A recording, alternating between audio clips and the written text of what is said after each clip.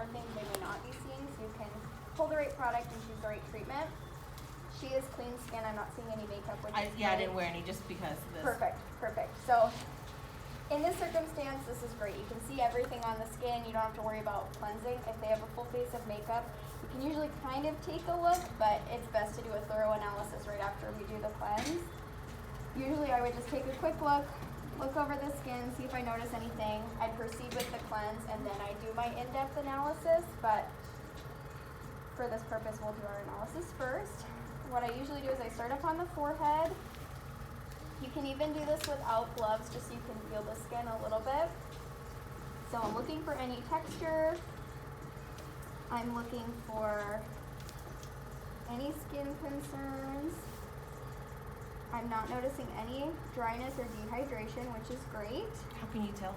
So if you pull the skin a little bit, if you hold your thumbs and you pull just slightly, you'll start to see some lines. Those are gonna be dehydration. Usually dryness you can see on the surface. So dryness is external, dehydration is internal. So alcohol, not enough water, too much caffeine. Dryness, that's your external. So their skin's really gonna soak up anything you're putting on, even water. So when you're cleansing the skin, if it's just drying out, and you have to keep pulling, they're obviously more dry.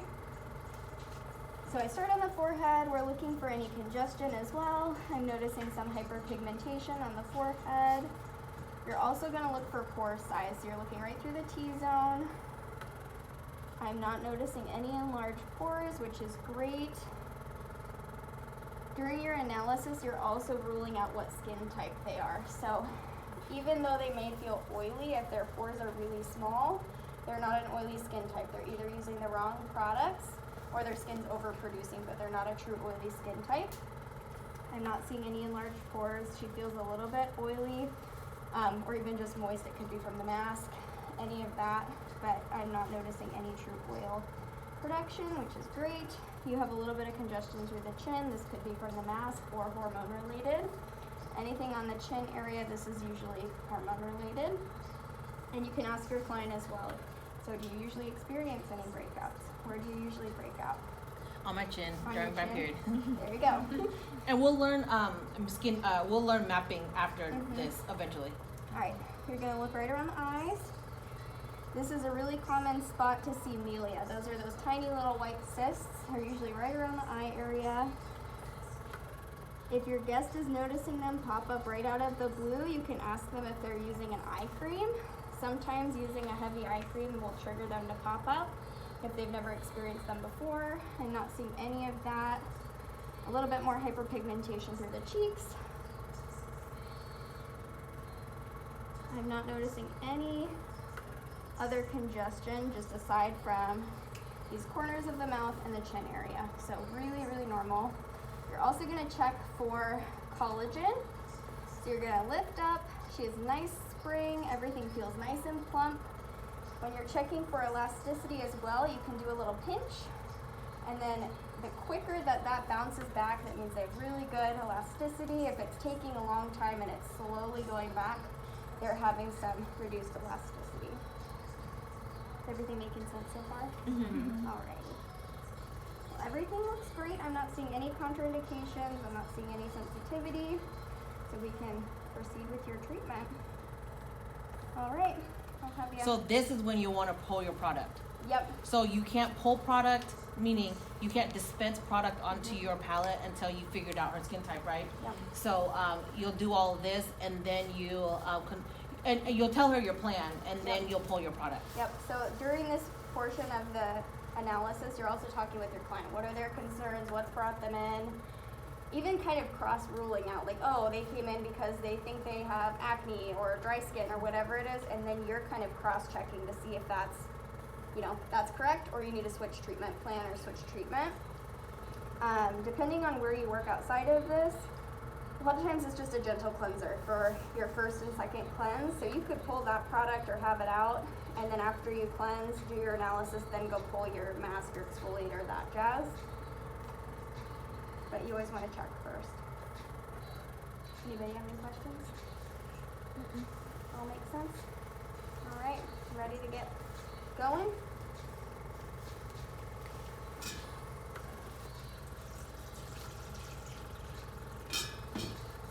gonna skip your lashes.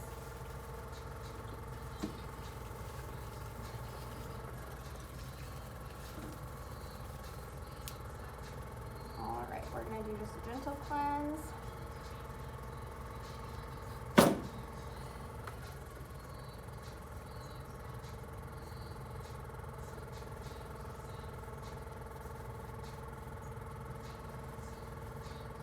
Usually when you do your analysis too, you can have a ring light or your magnifying glasses on.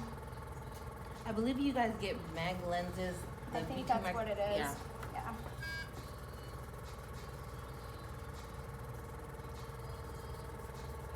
I would say, since you can't diagnose anything, just be really careful with your wording when you're talking with your client during your analysis on what you're seeing. But trust your gut. I did have one client come in, this was maybe a year ago now, and she came in for an express facial like this, and she said she was really broken out and it was all like near her jawline. And for whatever reason, I had this feeling that I wanted to have her hop up on the table before she even got changed or anything. And since I'm not allowed to diagnose anything, I was careful about my wording, but it looked like a staph infection, all right here. And I asked her some questions. She'd traveled to Hawaii. She'd been in and out of pools and had this like damp rag around her neck. And I said, we're not gonna proceed with any treatment. You need to go call your doctor and get this checked. She came back about a month or two later and it was a staph infection. So just get familiar with your diseases and disorders and different skin concerns that are gonna pop up for your client. There are all of the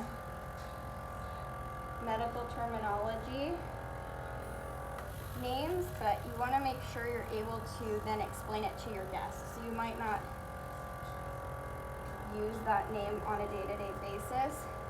So your telangiectasia, you might just say, well, you have some capillaries or some dilated blood vessels. That's going to be easier to understand than some of the professional terminology.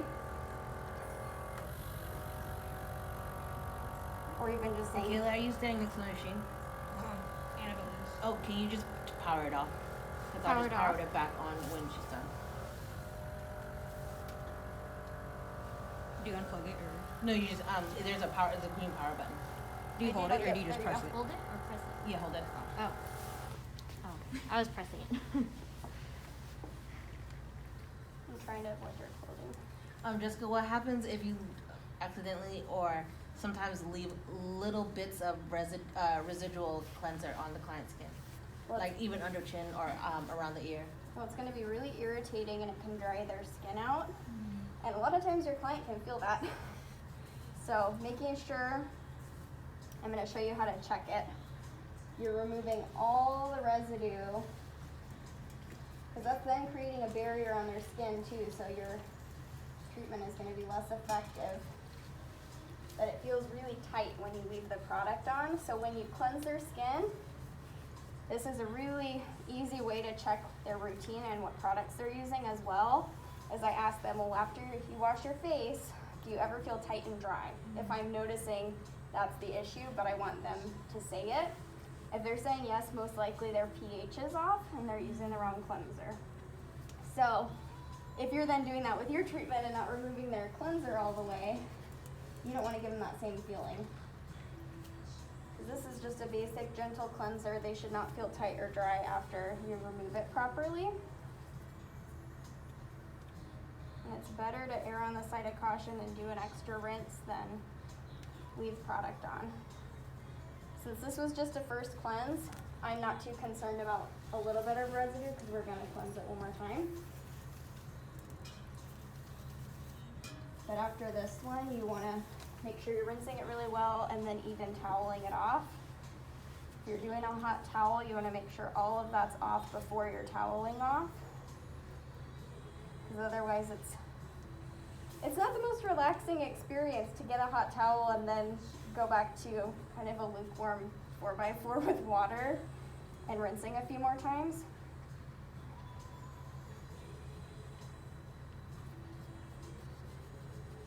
Why do we double cleanse? So the first cleanse, you're removing any surface dirt, makeup, pollution, sunscreen. And your second cleanse, you're actually cleansing the skin. So you're actually getting in your pores, you're cleaning all of that dirt, oil, excess sebum, all of that off. And you typically, if you were doing a double cleanse at home, you'd just do it in the evening. You wouldn't do it in the morning. There's a tip Tuesday for your Instagram post today. Double cleanse is for the evening. When you double cleanse, do you use two different cleansers or do you use the same one twice? It depends on the cleanser. I would do either an oil-based cleanser as my first cleanse and then follow with a gentle cleanser, or you could do just like a basic gel cleanser first without any treatment products in it, and you could follow with, you know, a salicylic cleanser or a cleanser with some acids in it. But you gotta think, your first cleanse is just removing makeup and dirt, so it doesn't need to be fancy. You just wanna get that off, so then your second cleanser can do its job, and then your products can work. Because oil cleansers aren't as popular, do you have some in mind that you could shout out for us? The oil cleansers? Yeah. I like the Dermalogica Pre-Cleanse. I like the Naturopathica, what's it called? I think it's the Manuka Cleansing Balm. I think that's what it's called. Elemis has a really good one. I think it's called Collagen Balm? The yellow Pro one? Collagen Balm. I like that one. I like, what else do I like?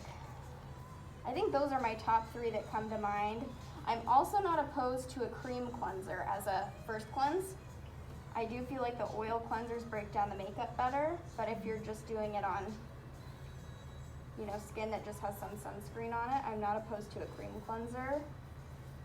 I like the SkinCeutical one. That one's pretty good. You guys can get Dermalogica at Salon Services, Yep, you can. at wholesale.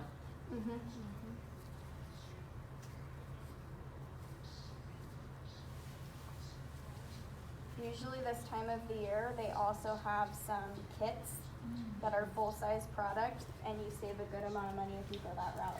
It usually has the pre-cleanse, cleansing gel, and the daily microfoliant. I love that stuff. So that's a good, and they're full-size. It's usually a box set.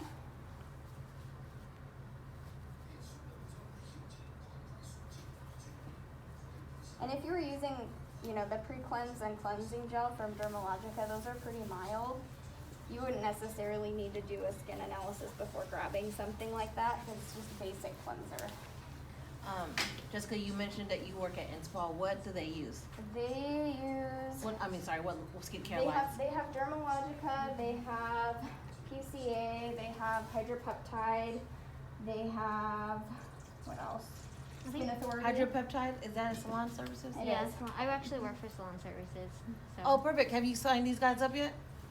I Oh, you tried- did? I tried to tell them to sign up because, you know, they get a good deal. Oh, you do? Mm-hmm. Oh, okay. And sometimes I like Salon Services over Cosmoprof. Oh, you did? That's just my personal opinion. Cosmoprof has Murad now, though. Yeah, they do. Mhm. You can get the treatments there too. Yep. But in spa do you work at? I work at the Redmond one, so I've worked Okay. there, and I've worked at Pro Club in Bellevue as well. And they have different lines that they use. I was telling Brittany about Neo Cutis, how in love I am with it. It's good Yeah, stuff. it's good stuff. What is that? It's It's an advanced skincare, but they sell it at like dermatologist office, and it has human growth hormone. Yep. Very, very advanced. It literally is It amazing. works really It well. works really well. I really like the IS clinical stuff. Yeah, and I told her about his too. Is it IS or IS? Innovation Skincare. Everybody says it different. Yeah. Yeah. So I don't like to limit you to just the image and Murad.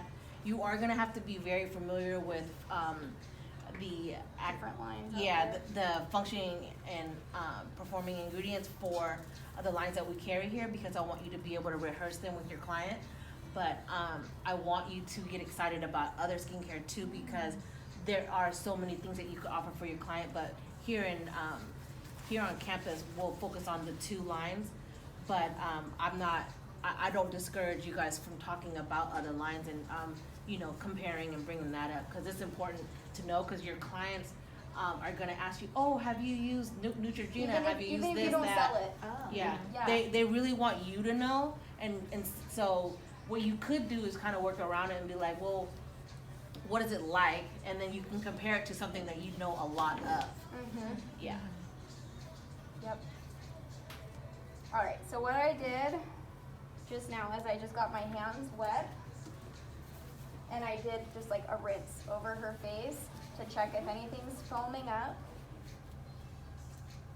I'll be turning your head. Anytime you have these little vellus hairs, these hold product. So if you do a little water, you move it around, you're gonna see some suds if there's any residue. I'm not seeing any, which is great. It means we gave her a thorough cleanse, everything's removed. But you wanna check around the neck, even around the ears. Sometimes stuff gets right in here when you're cleansing. But I'm not seeing anything. How are you feeling? Do you feel tight anywhere? No. Okay, great. So that means our pH is balanced? Yep, we're all good. I'm not seeing any residue. So we're cleansed. At this point too, you would do your eyes and your lips if she had any product on, but she doesn't. So we're gonna skip that step. All right, I'm gonna prep you for your, When you're doing all of the intake stuff, Jessica, when is it a good time to start asking them, like, what do they use at home? I ask it before we start the treatment or during the cleanse. Okay. I'm asking them, because you gotta think too, sometimes your front desk slacks a little and intake forms don't always get filled out. Or, it wasn't marked as a new guest, but somebody booked it under somebody else's profile and they are a new guest and you've never seen them before. So you're then needing to find out, okay, what do we need to do? Now with COVID, everything they've switched to digital, there's not as much paper. So that needs to be filled out ahead of time before their appointment, and sometimes it slips through the cracks and it doesn't get filled out. So you need to basically be doing your intake as if it's the paperwork with your guest either before your treatment started or during that first cleanse. Even before you start, you can be like, okay, so what's brought you in today? What are your concerns? What are you using at home? And I don't want to know what they just have on their counter. I'm like, what are you using day to day? Like, in a week, what's your regular routine like? So just piggybacking off of her, once you find out, and with the little bit of knowledge that you start to learn here and then you start to grow, don't skincare shame them. No.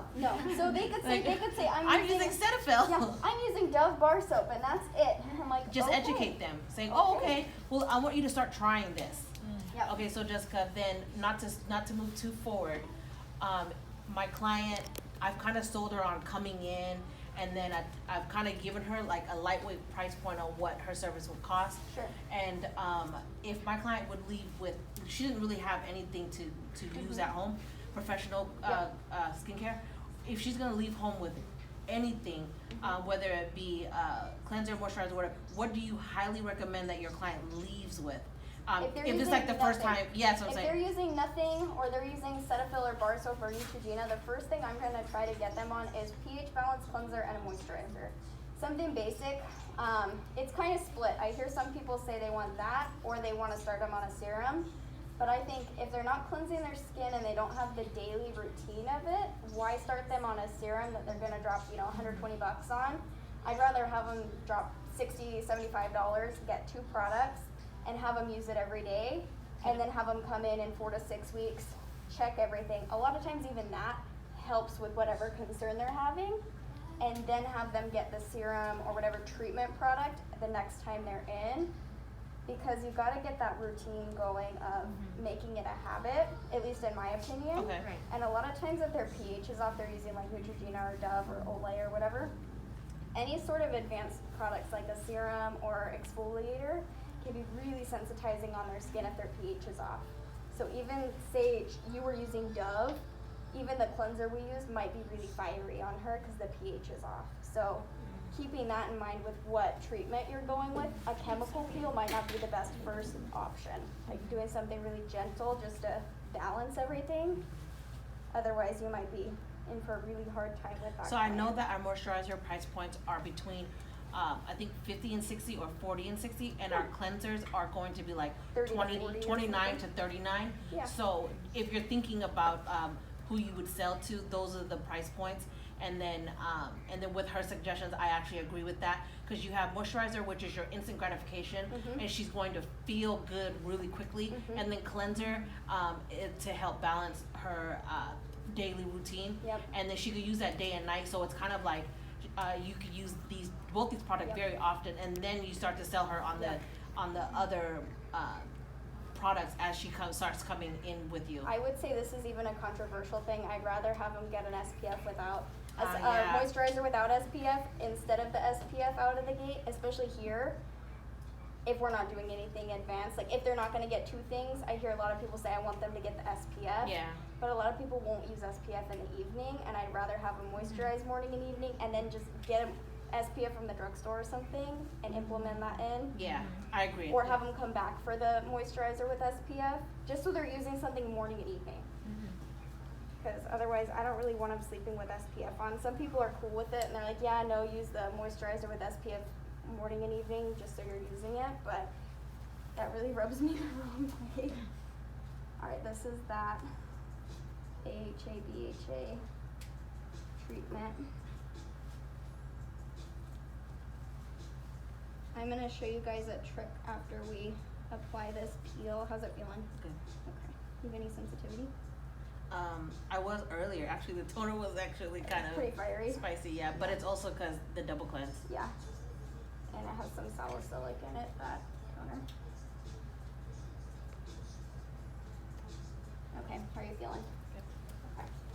Scale of 1 to 10, how's this feeling? 1 feeling like water, 10 feeling really fiery. So far we're like at 2 or 3. Okay, perfect. Ooh.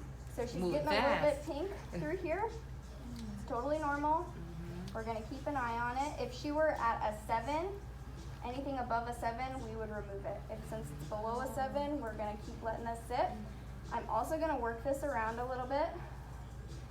Since I haven't done a skin treatment on Miss Jody, I would keep an eye on this. I wouldn't do a hand and arm massage Or leave. or leave. I would just stay right here. I'm gonna work around the product.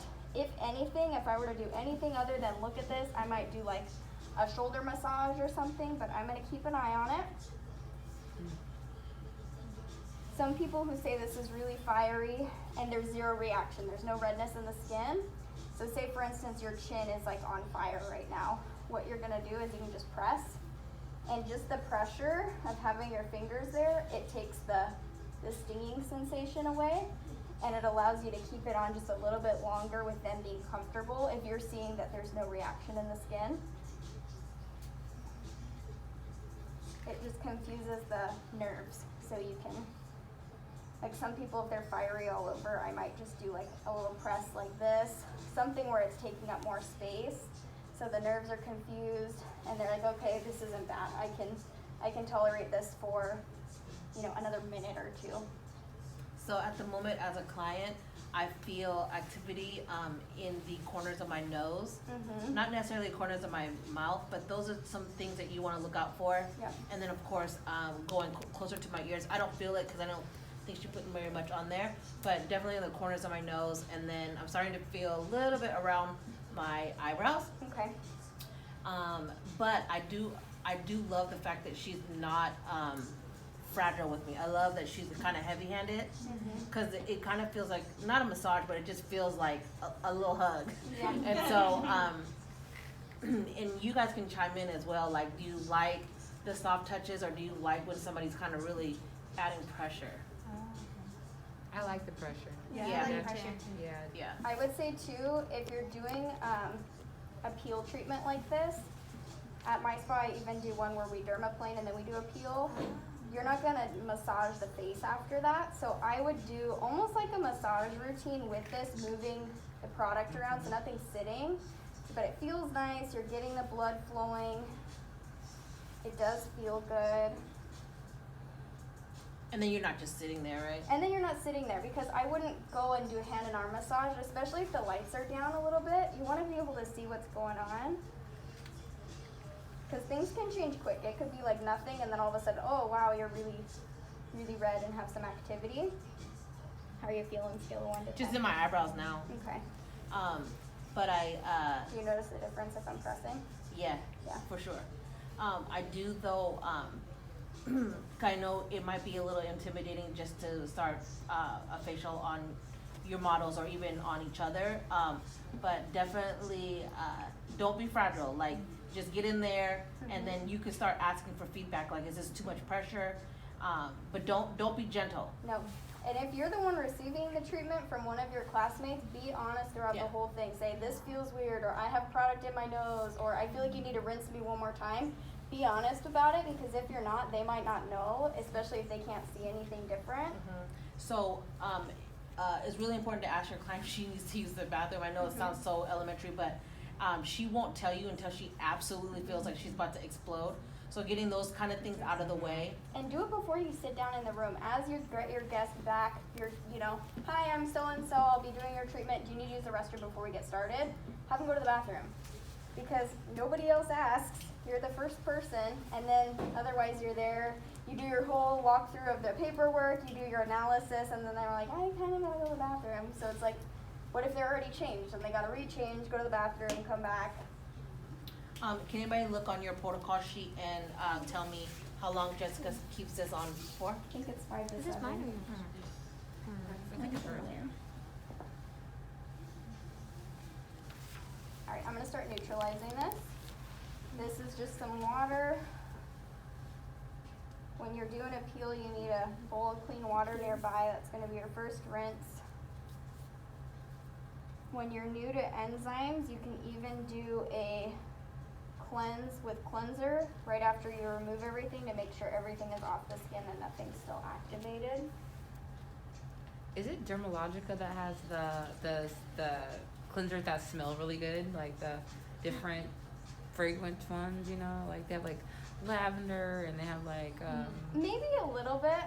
they have like there's like so many different. They're not my favorite smell, to be honest. Yeah. But they do have some that have a Yeah. little bit of smell. Like their calming cleanser has lavender.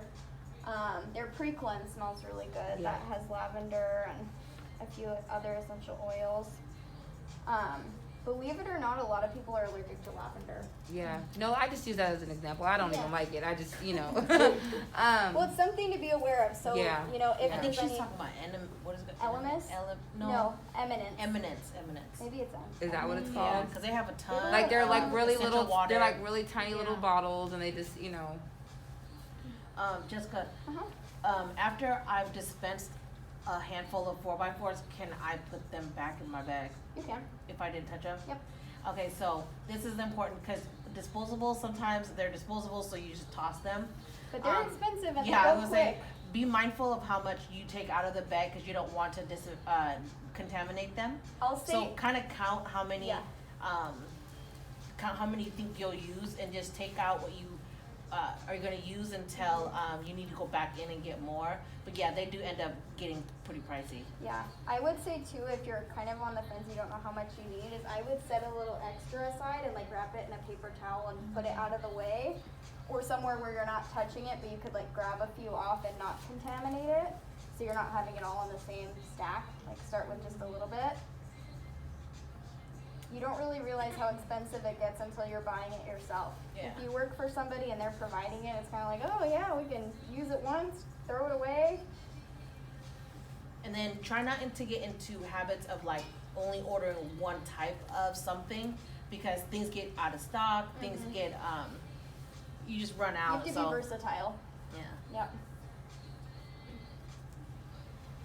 But you can have favorites. There might be better 4x4s. There are better cotton rounds you like, but you gotta use what you got.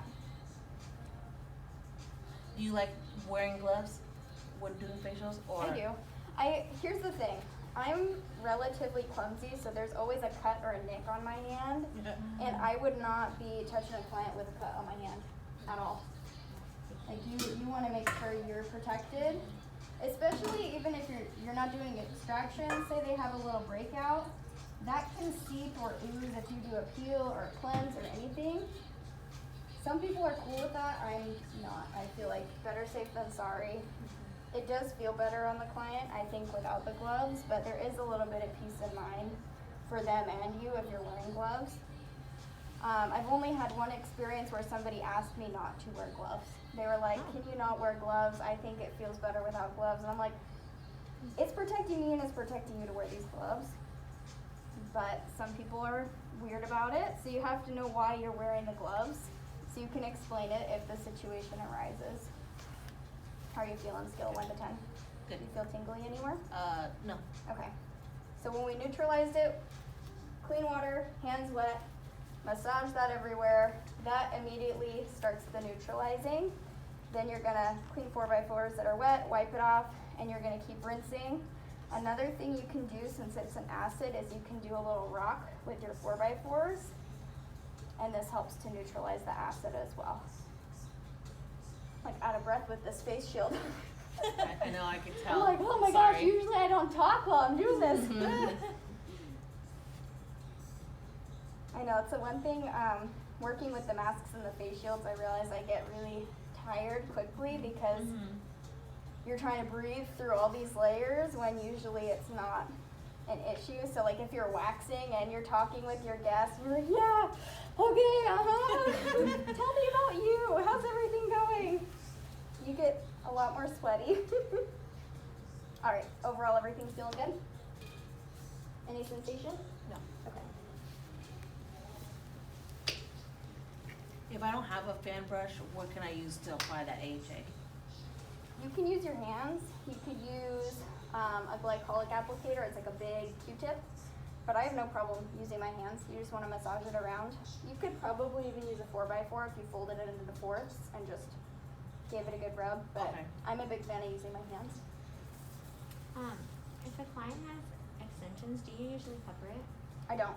You don't? No, I leave them open and then I work around the eye. I feel like if you cover it with a cotton round or a 4x4, it just kind of like twists them around and flattens them out. Yeah, the last time I got my facial, she did put something Yeah. over my eye, but I didn't know what it was, so I was just curious. And it did hurt my lashes. Yeah. It ruined it. Yeah, Well- when I woke up, it was like, And two, if you're, you know those little goggles they have for sun tanning?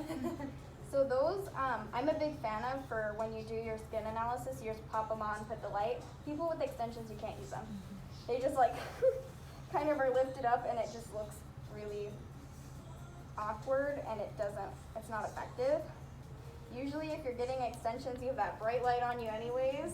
I feel like you're used to it a little bit more. I would just give them a heads up and say, I'm gonna put the bright light on you, I'm turning it on, it's gonna be bright, keep your eyes closed. And people are usually fine with that. Okay, so what are you putting on now? This is the hydrating mask. Okay, how long does she keep this on for? Somebody on protocol? What is it, like 10 minutes? 8 minutes? leave up to 5 minutes? 5 minutes? So Jessica, can you talk about why there's time limits on not just the AHA but like masks? Sure. So for the AHA, for obvious reasons, you don't want to burn your client, leave anything on too long. Just because there is a time limit, it doesn't mean you have to wait the full time. You can remove it sooner than later. That's completely fine. With masks like this, I feel like there aren't any real actives in it. You could leave it on longer and not have any huge repercussions. But knowing your product and knowing what's in it is the main thing. And then also timing your treatment around it. So say your mask sits for 5 minutes, you could do a hand and arm massage while this is sitting. But then remembering when you put it on, having your clock somewhere in vision so that you can then move back around, remove the mask on time. But does leaving it on mean that I get more benefit out of it, or? So that's the main thing. So this is 5 minutes. You're not going to get anything more leaving it on any longer. But since this, like the hydrating mask or the soothing cream mask, it's not going to harm her if you leave it on a little bit longer. But you're not getting anything extra from leaving it on longer. And then if you're doing like a hand massage, is it like, are you putting anything on it, or is it just your hands? Like any? We have like a body lotion. There's like some massage cream. You could use massage cream. You could use jojoba oil is a really common one for massage for the face or the hands.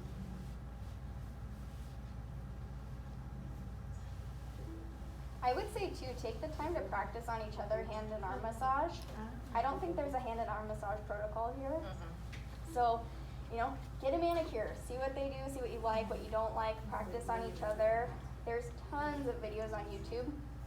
I remember when I got out of school, that was the first thing I was doing was how to cleanse the face, how to do facial massage that wasn't this specific protocol. The one you're learning here, it's great, but it's mainly for state board because it covers all the movements you need to show to pass your boards. So when you're in the real world, certain things, time-wise, efficiency-wise, you might prefer instead and might feel better on your client. So, you know, experiment with each other if you feel like it's not gonna throw you off. If you feel like it's awkward between you and your model or you and your client, just talk about what you're doing. Like, okay, I'm gonna put the mask on you now, and then I'm gonna cover it from here to here. Just explain what you're doing, so that way you'll have some type of conversation piece. Otherwise, most clients actually just don't wanna talk, and they honestly really just wanna relax. You're gonna get, really it's just the two. You don't get any in between. It's So the you're, chatty clients or the no talking clients. and you'll know that, you'll get their vibe early. Well, some people, even when you start talking, they're like, I really just want to relax. Can you not Yeah. talk to me? Yeah. And it's kind of like, ooh, ouch. I mean, it actually works out for me But because I it's get them fine. out quicker. Yeah. But when they do want to talk, it's, you have to then overly explain like what a mask is or what the ingredients are in a mask, and if you know how often you should get them done or how often you should do them at home, things like that. So just get familiar with the directions and what's in it and what some of the ingredients do. I would say as well, when you're in the treatment room, if you're noticing certain things that you're like, I really want them to use this at home or I want them to come back for this treatment, tell them while they're in the treatment room or even when you're seeing it. And if you don't, at least cover it before you leave the room. So at the end of the treatment, you put the post-care on, you're like, okay, we're done with your treatment, how does everything feel? And you're like, oh, it feels great. Like, okay, well, there's just a couple things I want to talk to you about before you leave. You know, I think you should give this product a try, or I want to see you in X amount of time before you leave the room, before they get changed. And then when they get changed and you're then walking them up to the front, say it was, you know, great seeing you today. I'm happy you came in. Here are those products we talked about, and I'd like to see you in how many weeks for this next treatment. So you're then talking to them about it in the treatment room, and then when they're checking out as well. So you're doing 2 points of contact there, versus if you've said nothing throughout the whole treatment, and then you're up at the front, you're like, cool, see you in this many weeks, and I want you to buy this product. They're like, well, what does it do? How do I use it? When do I use it? Why do I need it? Cover all of that. You don't need to be like chatty Cathy the whole treatment, but Not to bombard you or, with all this info, but what I do with each product is I'll emulsify it in my hand and I'll hover over her face Give because them then a she little can sniff. smell it and then I'll just apply it. And so sometimes you could, if you hover over her face so she can smell it, you could say, this is the cleanser, this is the moisturizer, blah, blah, blah. She gets familiar with the scent and then that, and then she'll be like, oh, what was that you had? And so sometimes that's a good selling tactic, but really it's like a great experience too because you're allowing her to have all of her senses. Yep. Well, and especially if you know there's certain things that smell better, like the hydrating mask smells so good, you could say, take a deep breath in through your nose and out through your mouth. You could have them do that 2 or 3 times and then apply it. Because that's what they would do with any aromatherapy with a massage or something like that. There's a fan. I did want to ask you, because Miss Jody did say that you're really good with like ingredients and products. Yeah. Oh my god, she's freaking. What are some ingredients to like really look for? Okay, I'll tell you my favorites. I think almost everybody, 90% of the time, you need to have them on a vitamin C in the morning and a vitamin A in the evening. There are certain contraindications where you wouldn't want to have them on a vitamin A or a vitamin C, like say they're really hypersensitive or they're pregnant and nursing. You wouldn't want to have them on a vitamin A. But there are alternatives to that. So I would say 9 out of 10, vitamin A in the evening, vitamin C in the morning, a good SPF, pH balanced cleanser. And then if you're using the vitamin A, that's also an exfoliator. So you don't need to worry about an extra step. If you're gonna have them do like a salicylic acid or something else, you would just have them skip that vitamin A that night. Okay. I would also say vitamin A is really great, but you gotta do it low and slow. So low percentage, only a few times a week, and then build your way up to it. I am a big fan of glycolics as well. Those are pretty good for everybody. You can be pregnant and nursing, you can be sensitive. It's a sugar derivative, so it's gonna be hydrating on the skin, as well as it's gonna help clear out your pores, give you brightened skin. You can apply it before makeup. That's all amazing. Hyaluronic acid, you can't go wrong, especially if you're doing the vitamin C. All of those talk really well with each other. Hyaluronic acid, It's a hydrator, so can I use it day and night? yep, you can use it morning and evening. And there's usually no contraindications for hyaluronic acid. Some people are kind of a one-off and hypersensitive to it, but it's usually not a product thing. It's just like a one-off for a client. What are your favorite brands? I really like the Is Clinical Vitamin C. I like the PCA products as well. What else do I like? I feel like those are my two top favorites. Your Is Clinical Vitamin C, what is the, I like the serum? Yeah, it's a Oh. serum. So vitamin C, I prefer it in a serum.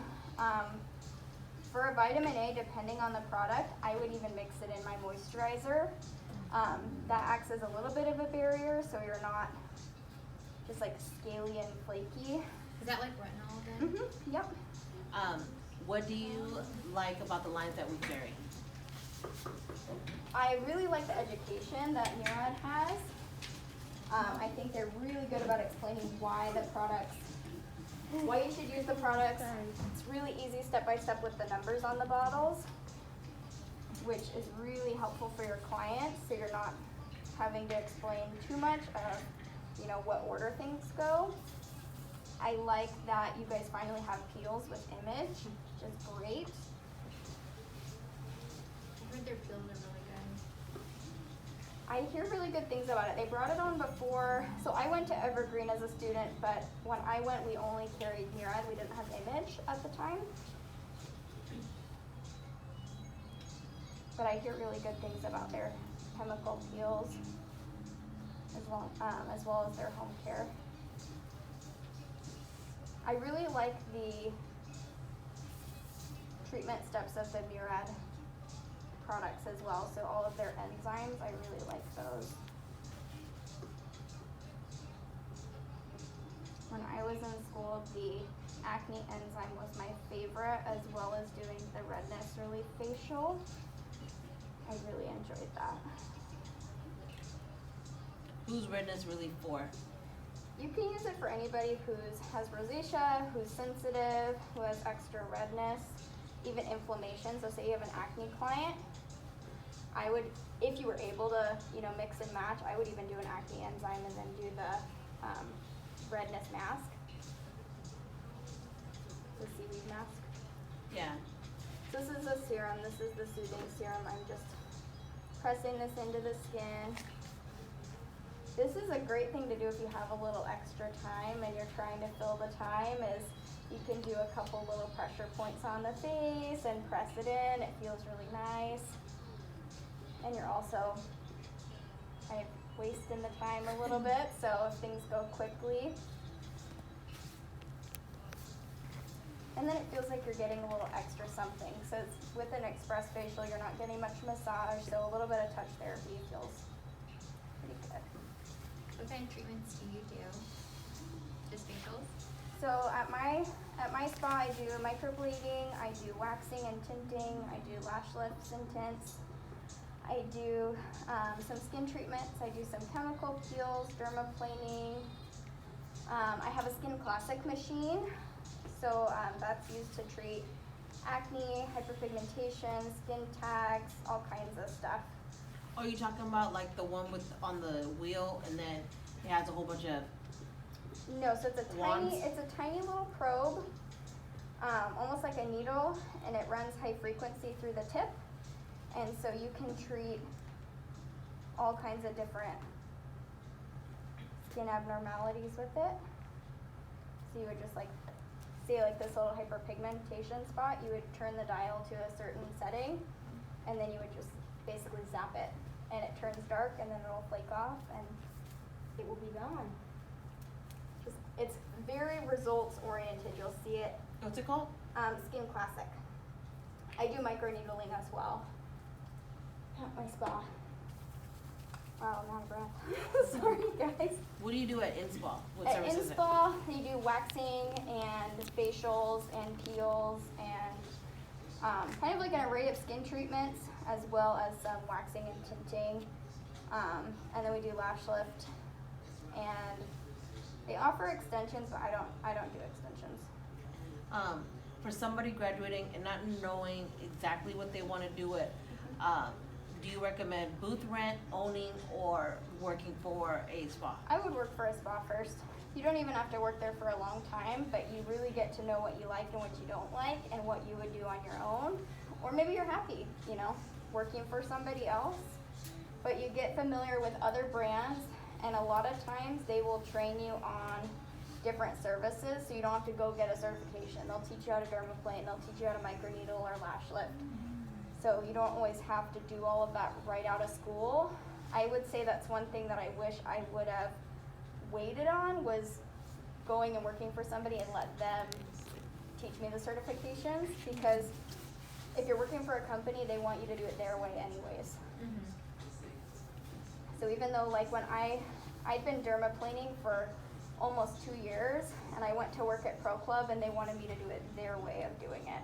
So it's like, no matter where you go, you're gonna have to kind of be retrained on it, unless they kind of don't care, which that kind of has its downsides. So in the three types of settings, what is one advice you would give to somebody who goes and owns, no matter when they graduated?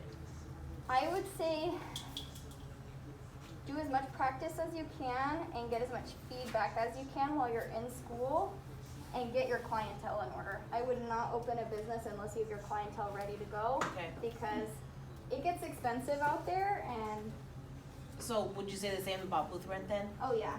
Okay, then what advice would you give for somebody who wants to go and work with a owner or work for somebody? Or in a spa? I would say be open-minded. You have to be willing to receive critiques and change some things. They have a way that they want you to do it. So here, like say you have your opening ritual where you grab the legs and you give a little pull, and your facial cleanse and massage routine, they may have a way that they want you to do it, and you have to be open to shift that. Some places don't care, and that's okay too, but you have to be willing to kind of shift some things and be open-minded and take critique where it's due. So a lot of times you have a practical interview when you interview at different spas, and you're doing your thing on their lead esthetician or their management team, and they may not like what you do, but it's like you gotta accept that, so then you can kind of either fix what you need to do or then progress. So as a student now, what would you recommend us do? Do you want us to go out and buy like massage table, or like what should we get for practice at home and the kits that we get and stuff? I wish I didn't get a massage table. That's one I got a massage table when I was in school, and I don't know why the heck I did that. I had it like set up in my room. I had maybe a couple girlfriends who'd come over and I'd like wax their brows or something. And it's like, you can do that in a chair. You don't need a massage bed. It takes up a lot of space. And then I went and I worked at 2 different spas before I even started my own, 3 different spas before I started my own place. And then I just bought another one then. And plus you gotta think, different places you work, they're gonna have different beds. They're not all gonna be this. They might have the hydraulic pump. They might have a remote that goes up and down. All of those have their perks, but like, say if you're just doing brow waxing or you're doing lashes, you might want a different table than if you're doing facials or body waxing. All of those things are gonna be contributing factors. What about lights? Like, cause there's so many like ring light, glam core. I think it depends on what you like. For me, I don't like the mag light.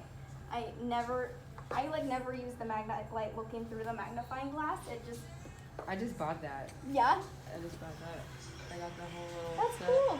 Well, and see, for you, that might work great. I don't use a It steamer. has the magnifying glass right there on Yeah. the top right Yeah. there. I Like it don't- zooms in like on everything. Yeah. Well, Like for me, I don't use it. Like, I don't like it. Some people love it. I have one of those big ring lights, and then I have the glam core lights. yeah. But I only got those when I started microblading. Before that, I didn't. So you're saying wait till you find what you like to do before you start buying Wait equipment till you and stuff? find that you need it. Like, I don't use a towel warmer. All my services at my spa are like professional treatments. The lights are not dim.